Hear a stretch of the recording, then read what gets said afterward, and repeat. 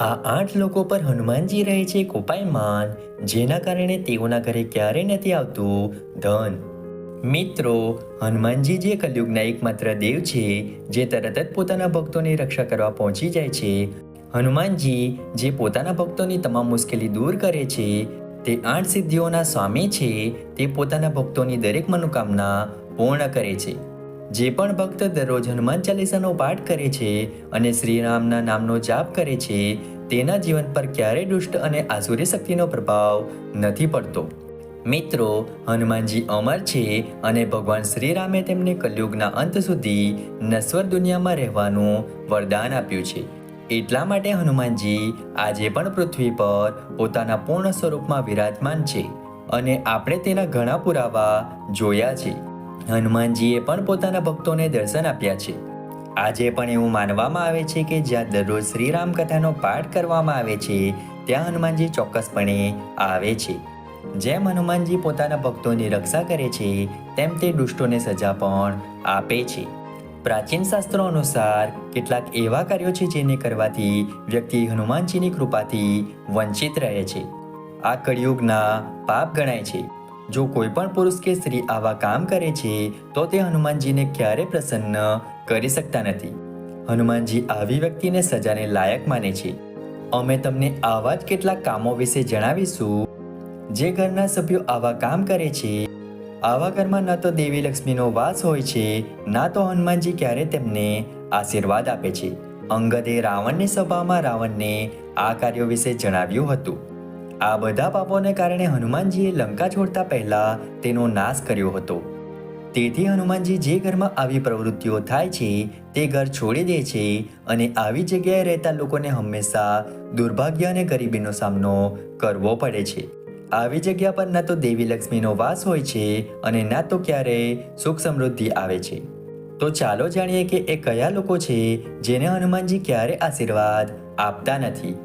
સૌથી પહેલા તો હનુમાનજી એવા ઘરમાં રહેતા લોકોને ક્યારેય આશીર્વાદ આપતા નથી જ્યાં પૂજા કરવા માટે કોઈ ન હોય અને જ્યાં હંમેશા ભગવાનનું અપમાન થતું હોય. જ્યાં શ્રીરામજીનું અપમાન થાય છે, ત્યાં આવા દુષ્ટ લોકોને સજાને પાત્ર ગણવામાં આવે છે. બીજું, જ્યાં માંસ અને આલ્કોહોલનું સેવન કરવામાં આવે છે, તે ઘરમાંથી દેવી લક્ષ્મી દૂર થઈ જાય છે. જેના સભ્યો હંમેશા દારૂ અને માંસનું સેવન કરે છે, આવા ઘરોમાં રહેતા લોકો હંમેશા ગરીબ જ રહે છે. શાસ્ત્રો અનુસાર જે પરિવારના લોકો રોજ માંસ ખાય છે અને દારૂનું સેવન કરે છે, તેમને હનુમાનજીની કૃપા ક્યારે મળતી નથી. ત્રીજું, જે ઘરમાં મહિલાઓ સાથે દુર્વ્યવહાર થાય છે, જ્યાં પુરુષો પોતાની મર્દાનગી બતાવવા માટે મહિલાઓ પર હાથ ઉપાડે છે અથવા રોજ માર મારતા હોય છે, ત્યાં મહિલાઓનું અપમાન થાય છે, હનુમાનજી આવી વ્યક્તિને સજાને લાયક માને છે. મૃત્યુ પછી આ લોકો નરકમાં જાય છે, પરંતુ નશ્વર દુનિયામાં રહીને પણ તેમના કર્મોની સજા આ લોકો ભોગવે છે. ચોથું, જે પરિવારમાં એકતા નથી. જે ઘરમાં પરિવારના સભ્યોમાં એકતા નથી, ભાઈ બહેન વચ્ચે હંમેશા ઝઘડા થતા રહે છે, તે લોકો ક્યારેય ખુશ રહી શકતા નથી અને હનુમાનજીના આશીર્વાદથી વંચિત રહે છે. જે રીતે 4 ભાઈઓ રામ, લક્ષ્મણ, ભરત અને શત્રુઘ્ન વચ્ચે પ્રેમ અને આદર હતો, તેવી જ રીતે પરિવારમાં પણ એકબીજા માટે માન સન્માન હોવું જરૂરી છે. પાંચમી વાત, જ્યાં ગંદકી હોય. જ્યાં ઘરમાં હંમેશા ગંદકી હોય અને જ્યાં રહેતા લોકો હંમેશા ટીકા કરતા હોય અને જ્યાં પિશાચ જેવા લોકો રહેતા હોય, એવા ઘરમાં દેવી લક્ષ્મીનો વાસ નથી થતો. આવા ઘરમાં રહેતા લોકો હંમેશા દુઃખી રહે છે અને હનુમાનજીની કૃપા તેમના પર થતી નથી. છઠ્ઠી વાત, પ્રાણીઓની હત્યા. જે ઘરમાં મૂંગા પશુઓને મારી નાખવામાં આવે છે અથવા ત્રાસ આપવામાં આવે છે, તેવા લોકો પર હનુમાનજી ક્રોધિત થાય છે અને તેમને સજાને પાત્ર માને છે.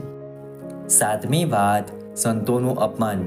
જે ઘરના સભ્યો સંતોનું અપમાન કરે છે અને તેમના વિશે ખરાબ પ્રચાર કરે છે, તેના પર હનુમાનજી નારાજ રહે છે. આઠમી વાત, જે ઘરમાં ચરિત્રહીન લોકો રહે છે. જે અન્ય મહિલાઓ પર ખરાબ નજર રાખે છે અથવા તેમની સાથે શારીરિક સંબંધ બાંધે છે, તો હનુમાનજી આવા ઘરને પણ છોડી દે છે. આવા તમામ પ્રકારના કામ રાવણની લંકામાં થયા હતા. આ કારણથી હનુમાનજીએ તે સ્થાન છોડતા પહેલા તેનો નાશ કર્યો હતો. તેથી હનુમાનજી જે ઘરમાં આવી પ્રવૃત્તિઓ થાય છે તે ઘરમાં રહેતા નથી અને તેનો નાશ કરે છે. મિત્રો, આશા રાખીએ છીએ કે માહિતી તમને ગમી હશે. વિડીયો ગમ્યો હોય તો વિડીયોને લાઈક કરીને ચેનલને સબસ્ક્રાઈબ અથવા ફોલો કરવાનું ભૂલતા નહીં. ચાલો મળીશું નવા વિડીયો સાથે. ત્યાં સુધી જય શ્રી રામ.